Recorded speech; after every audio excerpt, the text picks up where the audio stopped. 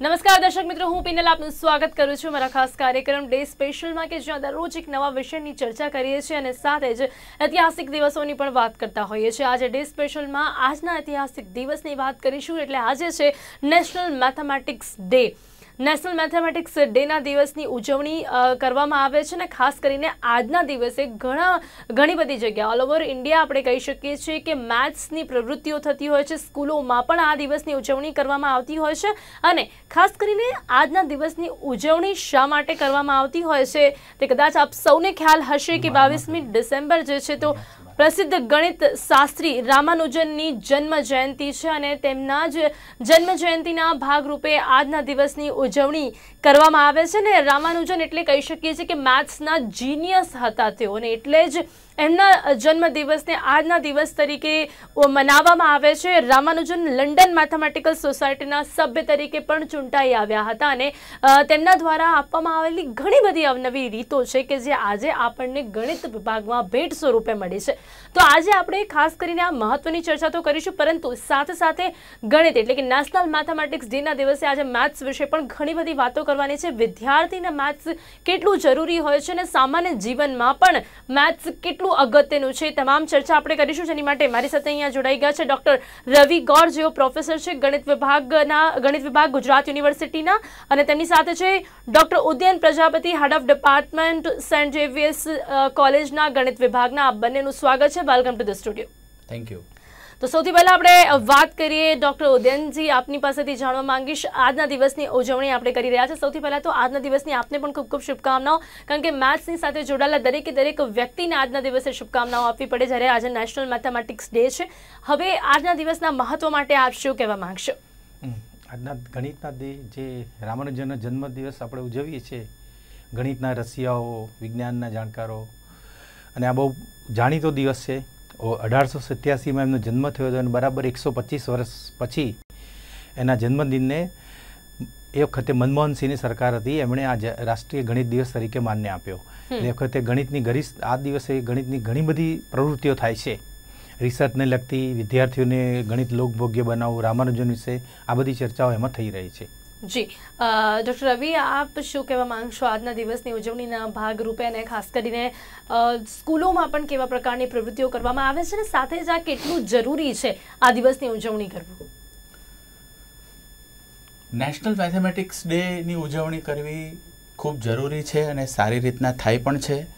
એનું સૌથી વધારે ઇમ્પોર્ટન્ટ કારણ એ છે કે ડૉક્ટર શ્રીનિવાસ રામાનુજન કે જેઓ 32 વર્ષની વયે એમણે આ દુનિયામાંથી વિદાય લઈ લીધી, એટલે એમણે ટૂંકા સમયની અંદર જે 12-15 વર્ષની અંદર જે ગણિતની અંદર અદ્ભુત કાર્ય કર્યું છે, અને લગભગ એ જ્યારે લંડન ગયા, સૌથી પહેલાં એમણે વિદેશ પ્રવાસ જ્યારે કેમ્બ્રિજ યુનિવર્સિટીનો કર્યો એ 1914માં કર્યો અને 1920ની અંદર એમનું નિધન છે।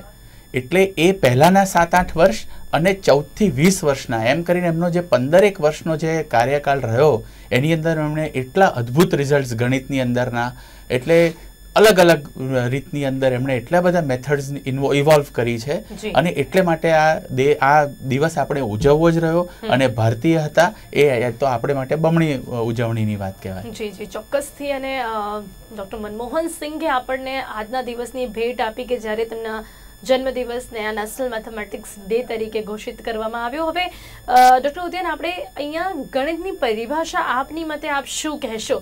ગણિત એ આંકડાઓની માયાજાળ પણ કહેવામાં આવે છે, તો ક્યાંક ગણિતમાં એવું ઘણું બધું છે કે જેને કહી શકીએ છીએ કે લોકો પોતપોતાની રીતે ગણિતની વ્યાખ્યા અલગ અલગ રીતે આપતા હોય છે। આપની મતે ગણિતની એક સિમ્પલ પરિભાષા આપ શું આપશો? ગણિતની જો પરિભાષા કહેવાય તો ગણિત એ વિજ્ઞાનની એક પરિભાષા છે, લેંગ્વેજ ઓફ સાયન્સ। સાયન્સના જે અદ્ભુત પરિણામોને બધું સમજવું હોય તેમાં ગણિતની ભાષા, ગણિત સમજવું, એટલે ગણિત સમજશો તો તમે સાયન્સની ઘણી બધી ઘટનાઓની સારી રીતે ચર્ચા કરી શકો। એટલે આપણે એને કહીએ કે it's a science, language of science એમ કહી શકાય મેથેમેટિક્સને। જી, અને એટલે જ કાર્લ ફ્રેડરિક ગાઉસ કે જેઓ ગણિતના રાજકુમાર હતા, તેમણે કહ્યું હતું કે ગણિત એ વિજ્ઞાનની રાણી છે, એવું માની શકાય છે। હવે અહીંયા ડૉક્ટર રવિ, આપની પ્રમાણે ગણિતની પરિભાષા આપ શું કહેશો કે જ્યારે વિજ્ઞાન આટલું આગળ નીકળી ગયું છે ત્યારે ગણિતને વિજ્ઞાનની રાણી તેમણે કહ્યું હતું કે જે પોતે ગણિતના રાજકુમાર હતા? હું બહુ ટૂંકમાં એને એવી રીતના વાત કરીશ કે કોઈ પણ વસ્તુ કે જ્યારે નવી વસ્તુ શોધાય છે, નવી ઇન્વેન્શન્સ થાય છે, તો સૌથી પહેલાં એનો કન્સેપ્ટ આવે, થિયરી આવે અને પછી એનું મેથેમેટિક્સ આવે.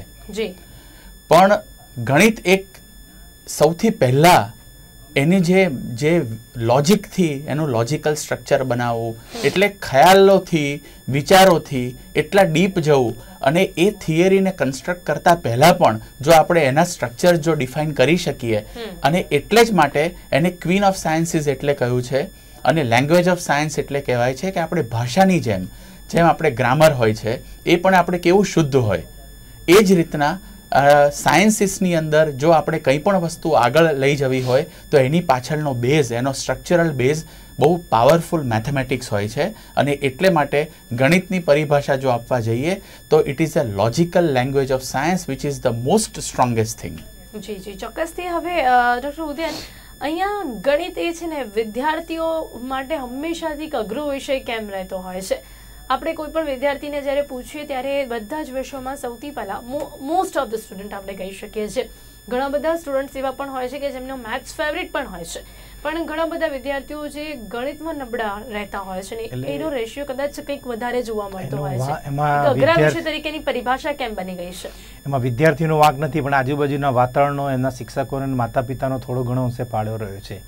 જો ગણિતમાં એ સારો હશે તો આ બધામાં એ બધાનો પોઝિટિવ કંઈક ફાળો રહેલો છે, અને જો ગમતું ઓછું હશે તો આ બધામાંથી ક્યાંક કોઈનો નેગેટિવ ફાળો રહેલો છે. જો તમે ગણિત શાંતિથી બાળકને સમજાવો તો મને નથી લાગતું કે એ લોકો ગણિત ના સમજી શકે, અને એમને ગણિત રસપ્રદ બનાવી શકાય છે. ગણિતના પઝલ, કોયડા, રમતો આ બધું જો અંદર મૂકીએ અભ્યાસક્રમની સાથે તો એમને ગણિત ઘણું લોકપ્રિય લાગશે. અને કેટલાક એવા વિદ્યાર્થીઓ છે કે ગણિત વગર ઊંઘ નથી આવતી, ગણિત હોય તો જ એ કામ કરી શકે છે, બીજા વિષયને ઓછું પ્રાધાન્ય આપે છે. આવા વિદ્યાર્થીઓ પણ અમારા શિક્ષક જીવનમાં અમે જોયેલા છે. ડૉક્ટર રવિ, અહીંયા આપ આ વાતને કઈ રીતે લો છો કે કદાચ આપણે માની તો શકીએ છીએ કે ક્યાંક ને ક્યાંક બીજા સબ્જેક્ટ કરતાં ગણિતમાં થોડીક રીતે આપણે કહીએ તો મગજને કશું તો પડે જ છે, અને એમાં પણ ડિપેન્ડ્સ ઓન માઇન્ડ કે કદાચ ઘણા સ્ટુડન્ટ્સ એવા હોય કે જે લોકો જલ્દી કેપ્ચર કરે છે, ઘણા સ્ટુડન્ટ્સ એવા પણ હોય કે જે લોકો નથી પણ કરી શકતા. એ સૌથી વધારે ક્લિયર રીતે આપણે એ મેથ્સના સબ્જેક્ટમાં જ જોઈ શકીએ છીએ. આમાં છે ને થોડોક આપણે હ્યુમન બ્રેન અને કોગ્નિટિવ સાયન્સની જો વાત અંદર જોડે લાવીએ, બોધનની વાત, તો એવું કહેવાય કે જ્યાં સુધી હું વ્યવહારુ વસ્તુ સમજી શકું છું, મારા નોર્મલ ડે ટુ ડેની અંદર હું રિલેટ કરી શકું છું, ત્યાં સુધી કદાચ મને એનો ઇન્ટરેસ્ટ પડશે. પણ ગણિત એક એવી વસ્તુ છે કે જ્યારે તમારે આ નોર્મલ ડે ટુ ડે રૂટીનની અંદરથી તમે મેથેમેટિકલ સાયન્સીસની અંદર આગળ જવા માટે તમારે એમાં રીગર, એની અંદર તમારે એનું શુદ્ધતા જો જોવી હોય અને એની બ્યુટી જોવું હોય તો આ વ્યવહારોથી થોડુંક અંદર ડીપમાં જવું પડે. જે વખતે એ ડેપ્થ લેવામાં આવે છે અને એ ડેપ્થનું શિક્ષણ પણ કરવામાં આવે છે ત્યારે ઘણી વખત આપણો કોન્ટેક્ટ, એટલે in terms of teaching as well as learning resources, અને વિદ્યાર્થીઓ તરફથી પણ લર્ન કરવાની જે ક્ષમતા હોય કે એને જે પિકઅપ કરવાની જે ક્ષમતા હોય, એનો આજુબાજુના સંજોગો અથવા તો ઇન્ટરેસ્ટ લેવલ, ઘણી વખત એવું થાય કે કોઈ કન્સેપ્ટ જો વ્યવહારુ ના હોય તો કોઈ વિદ્યાર્થીને ડાયરેક્ટલી સમજમાં ના આવે, એ વખતે જે કનેક્ટ લૂઝ થાય છે ત્યાર પછી એ કદાચ એનો ઇન્ટરેસ્ટ ત્યાં ડામાડોળ થતો હોય છે. અને આપણી જવાબદારી એ જ છે કે એ ટાઈમે વિદ્યાર્થીનો હાથ પકડી અને એ લોકોને ત્યાં પણ આગળ લઈ જવું જોઈએ. એટલે જ્યારે કોગ્નિટિવ ડોમેનની અંદર તમે વાત કરો ત્યારે it becomes difficult after certain level. જો તમે મેથેમેટિક્સને જુઓ તો એના રીગર, એની બ્યુટી, એ બધું તપાસવા માટે ફેન્ટાસ્ટિક રિઝલ્ટ ત્યારે જ આવી શકે જ્યારે એની અંદર તમે ડેપ્થ લાવો, કોમ્પ્લેક્સિટી લાવો. એટલે માટે પણ આપે કદાચ આપના એક્સપિરિયન્સ પરથી આમાં લાગે છે કે ઘણા બધા બાળકોના એમના પેરેન્ટ્સના કહી શકાય છે કે આ રીતે એ લોકો સૌથી વધારે મેથ્સને લઈને બહુ જ ટેન્શનમાં રહેતા હોય છે ખરી. એવા એક્સપિરિયન્સ આપ હશે જ કદાચ. ઘણા બધા સ્ટુડન્ટ્સ આપને મેથ્સ માટે કારણ કે આપ પોતે મેથ્સના ટીચર છો, પ્રોફેસર છો, ત્યાં તો એવું રહેતું હશે કે મેથ્સને લઈને ઘણું બધું ટેન્શન પેરેન્ટ્સમાં પણ રહેતો હોય છે. એવા એક્સપિરિયન્સ થયા છે? તમારી વાત સાચી છે, એવા એક્સપિરિયન્સીસ થાય છે અને એવું વારંવાર સાંભળીએ પણ છે. જ્યારે આપણે કોઈ પરિવારના મિત્રો કે કોઈક ફેમિલી ફ્રેન્ડ્સને ત્યાં જતા હોઈએ, ત્યાં બાળકો હોય અને કોઈ આપણું ઇન્ટ્રોડક્શન આપે કે આપણે એમને પૂછીએ કે તમને કયો વિષય ગમે, કયો વિષય અઘરો લાગે, તો ગણિત સૌ પ્રથમ હોય એવું આપણને સાંભળવા વધારે મળે છે. એટલે આપની વાત એ સાચી છે. પણ મેં જેમ કહ્યું એમ કે એની અંદર આ વ્યવહારો અને ડેપ્થ અને રીગર, એનો જ્યારે લાઈન ડિમાર્કેશન તમે જો કરી શકો ત્યારે ખ્યાલ આવે કે આપણે એને થોડું ઇન્ટરેસ્ટિંગ, થોડું ઇનોવેટિવ રીતના કરવાથી કદાચ એ હાવ દૂર થઈ શકે. જી ડૉક્ટર ઉદયન, અહીંયા જે પ્રમાણે આ વાત કરી રહ્યા છે રવિજી, તો કે અહીંયા ક્યાંક કદાચ કઈક રીતે ઇન્વોલ્વમેન્ટ, બાળકોનું ઇન્વોલ્વમેન્ટ આમાં વધે એની માટે કંઈક કરવું જોઈએ. અત્યાર સુધીમાં આપણે મેથ્સની જો બુક્સ આપણે સ્ટુડન્ટ લેવલ ઉપર વાત કરીએ, આપણે પહેલાં વાત કરીએ વિદ્યાર્થીઓ કે જે 1 to 10 સુધીમાં આ લોકોની જે બુક રહેતી હોય છે, એમાં આપના અભ્યાસ તરીકે આપ શું કહેવા માંગશો કે જે રીતે એક્ઝામ્પલ્સ આપવામાં આવતા હોય છે, જે રીતે એ સમજાવવામાં આવે છે, બિકોઝ કોઈ પણ એક ચેપ્ટર હોય તો પહેલાં એને સમજાવવા માટેની પ્રસ્તાવના હોય છે, દેન આફ્ટર એક્ઝામ્પલ્સ હોય છે, દેન આફ્ટર એમાં જે સોલ્યુશન્સ હોય છે, તો એ જે એક મેથડ છે, એક જે રીત છે કે જે રીતે શિક્ષક પણ એ લોકોને ભણાવે છે, તો એનાથી ક્યાંક આપણે કહી શકીએ છીએ કે એક સેટિસ્ફાઈડ મેથડ છે ખરી વિદ્યાર્થીઓ સુધી મેથ્સને પહોંચાડવા માટે. હા, એટલે જે મહાવરો પ્રેક્ટિસ બુક હોય છે કે કોઈ એક થિયરી લીધી અને એના પરથી દાખલા ગણાય અને પુષ્કળ દાખલા એને ગણવા આપીએ તો એને 100% ગણિતમાં રસ પડે અને વધારે સારી રીતે ઝડપથી કરી શકે છે. એક ચાઇનીઝ પ્રોવર્બ એવી છે કે તમે કોઈક 1000મી નવી વસ્તુ શીખો એના કરતાં કોઈ એક વસ્તુ 1000 વાર કરો એ વધારે સારું છે. એટલે ગણિત માટે એ તો 100% લાગુ પડે છે કે તમે કોઈક વસ્તુ વારંવાર કરો તો તમને એ વિષય ગમવા મળશે. જી રવિજી, આપનું શું માનવું છે કે અહીંયા બાળકોનું ઇન્વોલ્વમેન્ટ લાવવા માટે જે બુક્સ છે અત્યાર સુધીની, કે જે મેથ્સ એક એવો સબ્જેક્ટ છે કદાચ આપણે શરૂઆતથી લઈને એન્ડ સુધી એનાથી પીછો નથી છોડાવી શકતા, તો એમાં જે બુક્સ રેડી કરવામાં આવે છે, જે રીતે મેથ્સ સ્ટુડન્ટ સુધી પહોંચાડવામાં આવે છે, that is satisfy or not? હા, એટલે તમે જે વાત કરી એની અંદર ચોક્કસ કેવું છે કે આપણે ઇવોલ્વિંગ ડેવલપિંગ કન્ટ્રી છે, એની અંદર દરેક વસ્તુ, દરેક પ્રયત્નો માટે આપણે ક્યાંક ને ક્યાંક નવી વસ્તુઓ, નવી ઇવોલ્વ વસ્તુઓ કરવી જ પડે છે. અને એમ અત્યારે પણ ખૂબ સારા પ્રયત્નો થઈ રહ્યા છે કે ખૂબ પહેલાં કદાચ આટલા બધા ટીચિંગ રિસોર્સિસ કે એની ઉપરનું કામ એટલું સારું નહોતું થઈ શકતું. હવે આપણે મેસિવ ઓનલાઈન કોર્સિસ હોય છે જેને આપણે મૂક્સ કહીએ છીએ, યુટ્યુબના માધ્યમથી ઘણા તમે વિદ્યાર્થીઓ સુધી નજીક પહોંચી શકો છો, વિડીયો છે. એટલે આ બધી જે વસ્તુઓ છે ટીચિંગ લર્નિંગ રિસોર્સિસ ક્રિએટ કરવા માટે ઘણા બધા પ્રયત્નો થઈ રહ્યા છે. અને હું માનું છું કે એ બધું આવકારદાયક છે, કારણ કે અલગ અલગ મેથડથી જો તમને વિદ્યાર્થીઓને લર્નિંગ આપવામાં આવે, ટીચિંગ આપવામાં આવે તો એમની લર્નિંગ કેપેસિટી પણ અલગ અલગ છે. દરેકની પોતાની એક અલગ કેપેસિટી છે લર્ન કરવાની, એક અલગ મેથડ છે કે જ્યારે એમને જેની પદ્ધતિથી એમને વધારે સમજાય. તો આપણે જો દરેક માધ્યમનો ઉપયોગ સારી રીતના કરી શકીએ તો મારા ખ્યાલથી કે એની અંદર ડેફિનેટલી ચેન્જ આવી શકે. અને એવી ઘણી બધી અવનવી રીતો તો આપણને રામાનુજન જેવા ગણિત શાસ્ત્રીઓ આપેલી જ છે કે જેનો ઉપયોગ કરીને આપણે એમને સુધી એ બધી જ રીતો પહોંચાડી શકીએ છીએ. ડૉક્ટર ઉદયન, હવે અહીંયા ગણિતના પ્રકારો માટે આપનું શું માનવું છે કે ગણિતના ઘણા બધા અલગ અલગ ટાઈપ્સ છે, જે પ્રમાણે આપણે વૈદિકની વાત કરીએ, ભૂમિતિની વાત કરીએ, બીજ ગણિતની વાત કરીએ, એ બધા જ પ્રકારોના પોતપોતાની રીતે કઈ રીતે અલગ અલગ મહત્વ રહેલા છે? ભૂમિતિ એટલે લગભગ 2000 વર્ષ પહેલાં જ્યારે સંસ્કૃતિનો વિકાસ થયો, પહેલાં નદી હોય, નદીની પાસે લોકો રહેવા લાગ્યા, પછી રહેવા લાગ્યા એટલે કંઈક પોતાને ખાવું હોય એના માટે કંઈક ઉગાડવા લાગ્યા, એટલે કે આટલી જમીન મારી, આટલી તારી, એટલે ત્યાંથી માપણીને શરૂ થઈ. એ જ્યોમેટ્રીનો પ્રથમ પગથિયું કહેવાય. એટલે જમીનને માપવાનું જે સાધન થયું એના પરથી આખી ભૂમિતિ રચાઈ છે. પછી યુક્લિડે એના મૂળ તત્વો 10 વિભાગમાં એને ઘણા વિભાગમાં એને લખેલા છે અને એ ક્લાસિક બુક કહી શકાય જ્યોમેટ્રીમાં. અને આજે પણ આટલા વર્ષો પછી પણ એ બુકનું એટલું જ વેલ્યુ છે. જી, હવે અહીંયા રવિજી, આપ કઈ રીતે આ ત્રણેય પ્રકારોને અલગ અલગ રીતે જોઈશું, વૈદિક, ભૂમિતિ અને બીજ ગણિત? બીજ ગણિત લો, ભૂમિતિ લો કે વૈદિક ગણિત લો, આ બધાની અંદર ઇમ્પોર્ટન્ટ એ છે કે આ બધી જ વસ્તુઓ કોઈને કોઈક વસ્તુ સોલ્યુશન કરવા માટે કે કોઈને કોઈ પદ્ધતિ રીતના જોવા માટે શરૂઆતમાં બતાવાય છે. પણ એની જ સાથે સાથે જો એના અલગ અલગ વેરાયટી ઓફ એપ્લિકેશન્સ પણ જો સાથે સાથે લઈ અને એ જો વિદ્યાર્થીઓને એની સાથે જ એને બતાવવામાં આવે કે એના અલગ અલગ ઉપયોગો કરાવવામાં આવે તો મારા ખ્યાલથી જે વિદ્યાર્થીઓને એક ગણિત પ્રકારનો માટેનો જે હાવ છે એ ઘણા અંશે ઓછો થઈ શકે. અને આઈ થિંક આ જ બધા પ્રયત્નો કરવા જોઈએ. પણ આપને નથી લાગતું કે આજકાલના જે વિદ્યાર્થીઓ છે વૈદિક મેથ્સ તરફ વધારે હવે વળી રહ્યા છે? જો કેવું છે એમાં બેન કે વૈદિક મેથેમેટિક્સ એ ખૂબ જ સારી વસ્તુ છે અને એ ગણતરી કરવા માટેની એ બધી જે ટેકનિક્સ છે બહુ જૂની ટેકનિક્સ છે, વચ્ચે લુપ્ત થઈ ગયેલી, પછી પાછું ખૂબ જ સારું અને સારું છે એક રીતના. પણ જ્યાં સુધી વૈદિક મેથેમેટિક્સની ગણતરીઓ, વૈદિક મેથેમેટિક્સ કરવાની રીતોને વ્યવહારમાં નહીં લાવવામાં આવે, ધારો કે કોઈ શાળાની અંદર વિદ્યાર્થીએ દાખલો વૈદિક ગણિતની કોઈ મેથડ કે ફોર્મ્યુલાથી ગણ્યો છે તો આપણે એને પણ બિરદાવો રહ્યો. આપણે આપણા ટેક્સ્ટ બુકમાં, આપણા પાઠ્યક્રમોની અંદર જે ભણાવીએ છીએ એ જ મેથડથી એ દાખલો ગણે કે એ જ મેથડથી એનું સોલ્યુશન્સ લાવે, એની સાથે સાથે આ રીતના પણ જો એને પ્રોત્સાહન આપવામાં આવે, જ્યાં સુધી વૈદિક ગણિતની ટેકનિક્સને, રીતોને મેઇન સ્ટ્રીમની અંદર તમે ઇન્વોલ્વ નહીં કરો ત્યાં સુધી એ કાયમ આપણે આ જ વાત કરતા રહીશું કે ભાઈ વૈદિક ગણિત ખૂબ જ સારું છે, પણ એને વ્યવહારમાં તો લાવવું જ પડશે. એના માટેને જો પ્રયત્નો થાય તો હું માનું છું કે એને પણ બીજા બધા ગણિતોના રીતોની સાથે એટલું જ પેરેલલ ઇમ્પોર્ટન્સ મળી શકશે. જી ઉદયન, અહીંયા મેથ્સના સબ્જેક્ટની આપણે વાત કરીએ છીએ, કદાચ કહી શકીએ છીએ કે મેથ્સ એક એવો સબ્જેક્ટ છે, ગણિત એક એવો વિષય છે કે જે ગણિત આવડી જાય તો આપણે બીજા બધા સબ્જેક્ટ્સમાં પણ ક્યાંક ને ક્યાંક મેથ્સનું ઇન્વોલ્વમેન્ટ હોય છે. બીજા સબ્જેક્ટ માટે આપણે એવું નથી કહી શકતા, પણ મેથ્સ એક એવો સબ્જેક્ટ છે કે જેનો ઇન્વોલ્વમેન્ટ દરેક સબ્જેક્ટમાં ક્યાંક ને ક્યાંક જોવા મળતો હોય છે. એટલે જ કહેવાય છે કે સમગ્ર જીવન દરમિયાન મેથ્સ જરૂરી પડે છે. મેથ્સ આવડી જાય એટલે કદાચ આપણે જો બીજા સબ્જેક્ટ્સ હોય એમાં પણ ક્યાંક થોડા ઘણા એવા કંઈક ફોર્મ્યુલા આવે એટલે ડિપેન્ડ બધું જ મેથ્સ પર હોય છે એવું માની શકાય છે.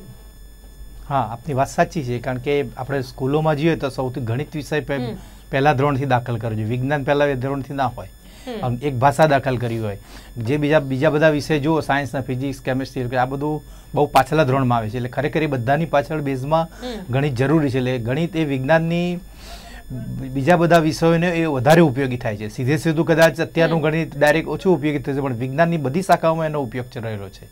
જી ડૉક્ટર રવિ, આપ બી આ પાયાનો વિષય કઈ રીતે કહી શકો છો મેથ્સને? ડિપેન્ડ, કારણ કે જે પ્રમાણે મેં કહ્યું કે મેથ્સ આવડે એટલે બધું આવડે એવું કહી શકાય, પણ કદાચ એ વધારે હશે તો ઘણું બધું આવડે એવું તો કહી જ શકાય. હા, ચોક્કસ. હું એમાં એવી રીતના મૂકીશ કે જો તમે સાયન્સીસના જ વિષયો ખાલી આપણે લઈએ, આપણે બીજા વિષયોની વાત ના કરીએ, તો ફિઝિક્સ, કેમિસ્ટ્રી, બાયોલોજી એ બધા વિષયોની અંદર ઘણી બધી વસ્તુઓ એવી હોય છે કે જેની અંદર તમારે અલગ નામથી, અલગ પ્રકારોથી, અલગ પ્રોસેસથી, અલગ એક્સપેરિમેન્ટ્સથી વાકેફ થવું પડે. પણ ગણિત જે છે, મેં પહેલા પણ કોગ્નિટિવ સાયન્સની વાત કરી, એમાં બોધનની વાત કરી કે એ જે એક લોજિકલ સ્ટ્રક્ચર, તમારે ગણિત સમજવા માટે, એના ઉકેલ લાવવા માટે, એના પ્રમેયો હોય, એના સાદા રાઇડર્સ હોય, એના પ્રૂફ્સ લાવવા માટે તમે જે લોજિકલ થિંક કરવાનું, તમારો જે થોટ પ્રોસેસ એટલો લોજિકલ ને સ્ટ્રોંગ થાય છે અને એ તમારા પ્રોબ્લેમ સોલ્વિંગ અપ્રોચીસ એટલા સ્ટ્રોંગ થાય છે કે એ પિકઅપ કર્યા પછી તમે ફિઝિક્સ હોય, કેમિસ્ટ્રી હોય કે બીજા કોઈ પણ હોય, એની અંદર તમે આગળ જતા એના જે કુટિલ પ્રશ્નો હોય એના સોલ્યુશન તરફ ખૂબ સારી રીતના વધી શકો છો. તે સિવાય અહીંયા જે પ્રમાણે આપણે આ સ્ટુડન્ટ લાઈફ સુધીની વાત કરી, પણ મેથ્સ એક એવો સબ્જેક્ટ કહી શકાય છે કે માત્ર વિદ્યાર્થી જીવન સુધી નહીં પરંતુ સમગ્ર જીવન દરમિયાન મેથ્સ જરૂરી હોય છે એ આપણે કહી શકીએ છીએ. માત્ર એટલું સ્ટુડન્ટ જ્યાં સુધી આપણે છે, સ્ટુડન્ટની લાઈફ આપણે જીવીએ છીએ, સ્કૂલમાં જઈએ છીએ, કોલેજમાં જઈએ છીએ ત્યાં સુધી નહીં, પણ આગળ પણ આપણી નોર્મલ રૂટીન લાઈફમાં પણ મેથ્સ જરૂરી છે. જી, એબ્સોલ્યુટલી. એમાં હું એવું કહીશ કે આપણે છે ને, અમે મેથેમેટિકલ સાયન્સીસને આપણે બે અલગ રીતના જો વહેંચી શકીએ, જે રીતના એને મેથેમેટિક્સ ને સ્ટેટિસ્ટિક્સ કહે છે, એમ જેમ આંકડાશાસ્ત્ર જેને કહીએ છીએ એ થોડું વ્યવહારુ છે. એમાં પણ નોર્મલ જે 12મા ધોરણ સુધી જે વિદ્યાર્થી આંકડાશાસ્ત્ર કોમર્સ લાઇનમાં જતા હોય છે એમાં થોડોક નંબર્સની સાથે થોડું રિલેક્સ રહી અને આંકડાકીય કામકાજ થતું હોય છે, જે વધારે આગળ જતા વ્યવહારુ ઉપયોગી થઈ શકે છે. મેથેમેટિક્સમાં મેં જેમ વાત કરી એમ કે એના એપ્લિકેશન્સ ઘણા છે, જેમ મેં ફિઝિક્સ, કેમિસ્ટ્રી, સાયન્સ, બાયોલોજીની તો વાત કરી જ, પણ સાથે તમે એને આગળ જતા બિઝનેસની અંદર કે જેમ અત્યારે ખૂબ તમને ખ્યાલ હશે કે artificial intelligence, data analytics, business intelligence, આ બધું દુનિયાના સૌથી ઇમ્પોર્ટન્ટ અત્યારે આ બધા એરિયાઝ છે જેની અંદર ખૂબ કામ થઈ રહ્યું છે. જેમ ટેકનોલોજી વિકસિત થઈ રહી છે એમ આ બધા જ વસ્તુઓ આપણા નોર્મલ ડે ટુ ડે રૂટીનની અંદર આવવા લાગશે. તો એની પાછળ પણ ખૂબ ગણિત આવેલું છે. હવે એ ગણિત કયું છે કે ફાઇનાન્સની અંદર કેવા પ્રકારનું ગણિત વપરાય, માર્કેટિંગમાં કેવા પ્રકારનું ગણિત વપરાય, ડેટા એનાલિસિસ, કમ્પ્યુટર સાયન્સ, પ્રોગ્રામિંગમાં કેવા પ્રકારનું ગણિત વપરાય. આ જો બધા જે વિચારો છે એ વિદ્યાર્થીઓને સ્કૂલ લેવલથી ખૂબ વધારે પ્રમાણમાં નહીં પણ એની એક ગ્લિમ્સ પણ આપવામાં આવે, ઝલક આપવામાં આવે. એબ્સોલ્યુટલી. તો એમનો ઇન્ટરેસ્ટ ખૂબ સારો વધી શકે એમ છે. આપનું પણ આ બાબત પર શું માનવું છે કે કદાચ અહીંયા એમ કહી શકાય છે કે મેથ્સને લઈને કંઈક ગવર્મેન્ટ પોલિસીમાં પણ કંઈક ફેરબદલ કરવાની જરૂરિયાત આપને લાગે છે કે કેમ? ના, એટલે હું આમ મૂળ પ્યોર મેથેમેટિક્સનો માણસ છું, એટલે મને એમ લાગે છે કે ગ્રેજ્યુએશન સુધીનું અમુક લેવલનું મેથ્સ તો ભણી લેવું જોઈએ. એ ભણ્યા પછી આ બધા જે શાખાઓમાં ગણિત વપરાય છે એ ગણિત ભણેલા વિદ્યાર્થીને સાવ સહેલું લાગશે. પછી એમાં ગમે ત્યાં જશે તો એ ઘણું જ સારું પરફોર્મ કરશે. એટલે જે પ્યોર જે હાર્ડ કોર મેથેમેટિક્સ છે એ ખરેખર બીએસસી સુધી તો વિદ્યાર્થીએ કરી લેવું જોઈએ. એનાથી એને ઘણો ફાયદો થાય છે. જી ડૉક્ટર રવિ, આપની પ્રમાણે ગવર્મેન્ટ તરફથી મેથ્સ માટેનો જે બાળકોમાં ઇન્ટરેસ્ટ ક્યાંક વધે અને કંઈક હજી અત્યાર સુધી જે પ્રકારની પોલિસી ચાલી રહી છે ઓવરઓલ શિક્ષણને લઈને, મેથ્સને લઈને, તો એમાં આપને કોઈ ફેરબદલની અપેક્ષા ખરી? અપેક્ષા તો છે અને કરવું જોઈએ એવું પણ લાગે છે.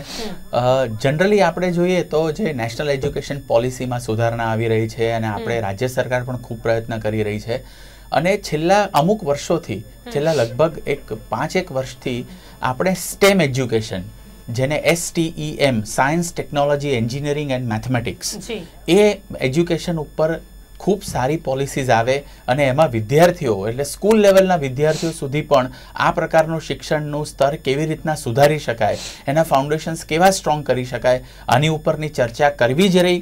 અને આપને જાણીને એક વસ્તુ આનંદ થશે કે મારા ખ્યાલથી વાઇબ્રન્ટ સમિટ જે હવે આવવાની છે એની અંદર એક આખો દિવસ, એક આખો સેમિનાર, મારા ખ્યાલથી 2 કે 3 દિવસની ઇન્ટરનેશનલ કોન્ફરન્સ એ સ્ટેમ એજ્યુકેશનના ચર્ચાઓ થશે. એટલે ગવર્મેન્ટ પણ એમની રીતના એમાં રોલ ભજવી જ રહી છે. પણ આપણે કેવું છે કે જેટલું કરીએ એટલું ઓછું છે અને વધારેમાં વધારે એની ઉપર પગલાં લેવાય તો હું માનું છું કે આગળની જનરેશન્સ બહુ સ્ટ્રોંગ મેથેમેટિક્સ ને સાયન્સીસની અંદર આગળ કામ કરી શકે એવી આપણને આશા છે. જી ડૉક્ટર, અત્યારે અહીંયા મેથ્સના એ જે બાળકો હોય એ લોકોની બ્રેન એક્ટિવિટીમાં વધારવા માટે કેટલું મહત્વનો ફાળો હોય છે મેથ્સનો? કઈ રીતનો ભાગ ભજવે છે? કે મેથ્સ એક એવો વિષય છે, એમાં એવી અવનવી રીતો હોય છે કે જેથી નાનપણથી જ વિદ્યાર્થીઓની જે બ્રેન એક્ટિવિટી છે એ વધી શકે છે. હા, એટલે આમ કહેવાય કે ગણિત કરવાથી વિદ્યાર્થીની તાર્કિક શક્તિ વધે છે, લોજિકલ રિઝનિંગ, એનાલિટિકલ રિઝનિંગ, શું કરવું જોઈએ, શું નહીં કરવું જોઈએ, સારી રીતે વિચારી શકે છે, એનો વ્યવહારિક બુદ્ધિ વધે છે અને એમાંથી એ લોકો સારા ડિસિઝન અને પોલિસી મેકર બની શકે છે. આટલો એનો ગણિતનો ફાયદો છે. જી જી જી. અહીંયા આપની રીતે ડૉક્ટર રવિ, કે અહીંયા જે રીતે આપણે વાત કરી કે જે બ્રેન એક્ટિવિટીની વાત છે એ વધારવા માટે મેથ્સ કઈ રીતે ભાગ ભજવે છે? નોર્મલી જે પ્રમાણે પહેલાં પણ કહ્યું હતું કે નોર્મલ રૂટીન લાઈફમાં પણ ક્યાં ક્યાં મેથ્સની જરૂરિયાત પડતી હોય છે? તમે જે પહેલો પ્રશ્ન પૂછ્યો એને અંગે થોડી વાત કરું કે આપણે જ્યારે મેં જેમ પહેલા પણ વાત કરી અને આ શબ્દોનો ઉપયોગ કર્યો છે કોગ્નેટિવ સાયન્સનો, તો મેમરી બેઝડ એક વસ્તુ છે કે જે એકદમ કોગ્નેટિવ સાયન્સના લોઅર લેવલ ઉપર હોય છે. એટલે વસ્તુઓ યાદ રહે, વસ્તુઓ યાદ રાખવાની તાકાત, એટલે જેને આપણે કહીએ કે જેની મેમરી સારી છે. આમાં ઘણા લોકો એની અંદર એક બીજો પણ શબ્દ વાપરે છે કે ગોખણિયું જ્ઞાન, બરાબર? એટલે મેમરી સારી હોય તો ઓટોમેટિક તમને વસ્તુઓ યાદ આવે છે, પણ ગણિતની અંદર એ કાફી નથી અને ગણિત એમાં સહેજ પણ પ્રમોટ નથી કરતી એ વસ્તુ. એટલે તમે કોગ્નેટિવ સાયન્સની અંદર કોગ્નેટિવ લેવલના અલગ અલગ સ્તરે આપણે જઈ શકીએ છીએ. જેમ આપણે વધારે ને વધારે ગણિત કરીએ એમ આપણી તાર્કિક લોજિકલ ડેવલપમેન્ટ છે, સિન્થેસિસ કરવાની છે, આર્ગ્યુમેન્ટેટિવ નેચર જે આપણો આવે છે, થિંક કરવાની એબિલિટી, એ બધું મેથેમેટિક્સથી વધે છે. હવે સમય અહીંયા સમાપ્ત થઈ રહ્યો છે, પરંતુ જે લોકોમાં આજે પણ મેથ્સનો એક હાવ રહેલો છે, તેમને આજના દિવસે આપ શું મેસેજ આપવા માંગશો ડૉક્ટર રવિ? હું એવું કહીશ કે ગણિત, આપની વાત સાચી છે, ઘણી વખત કોઈક એવા સર્કમસ્ટાન્સીસને એવું થઈ શકે કે જેથી હાવ આવ્યો હોય, પણ ગણિતને એને હાવ દૂર કરવા માટે સારા પુસ્તકો વાંચો, સારા જૂના એના હિસ્ટોરિકલ અકાઉન્ટ્સ વાંચો ગણિતની અંદરના, અને વ્યવહારુ જેમ ગણિત વપરાય છે એમ પ્યોર મેથેમેટિક્સની પણ બ્યુટીને સમજવા માટેની એવી પુસ્તકો વાંચે કે એવા પ્રોગ્રામ્સ જોવે, તો આઈ એમ શ્યોર કે એમને એનું ઇમ્પોર્ટન્સ રિયલાઇઝ થશે. રામાનુજનજીની જન્મ જયંતિના નિમિત્તે આજે આપ શું કહેવા માંગશો ડૉક્ટર ઉદયનજી? મેસેજ શું આપવા માંગશો મેથ્સનું જે એટલે એમ કહી શકાય કે ગણિતને વધારે સારી રીતે કરવું હોય તો સ્કૂલ લેવલમાં બાળકોએ જો આટલું કરે તો હું માનું છું કે ઘણું આગળ કરશે. જેમ કે તમે રોજ સવારે ન્યૂઝપેપર જુઓ તેમાં એક સુડોકો ગેમ આવે છે. જો વિદ્યાર્થી ભરતો થઈ જાય 3જા 4થા ધોરણથી અને ચેસ રમે, આ બે વસ્તુ કરે, પછી શનિવારે જે બાળપૂર્તિ આવે છે એમાં જે પઝલ બધું આવે છે, આ બધું કરે તો એનો ગણિતનું એક ફાઉન્ડેશન બરાબર તૈયાર થઈ જાય, પછી એને વાંધો નથી આવતો. જી, સમય અહીંયા સમાપ્ત થઈ ગયો છે. ડોક્ટર રવિ અને ડોક્ટર ઉદયન, આ બંને મારી સાથે જોડાયા અને વિદ્યાર્થીઓની સાથે વિદ્યાર્થીઓ માટે અહીંયા દર્શકો સામે આ તમામ ચર્ચા કરી, તે બદલ આપનો ખૂબ ખૂબ ધન્યવાદ. Thank you so much. Thank you.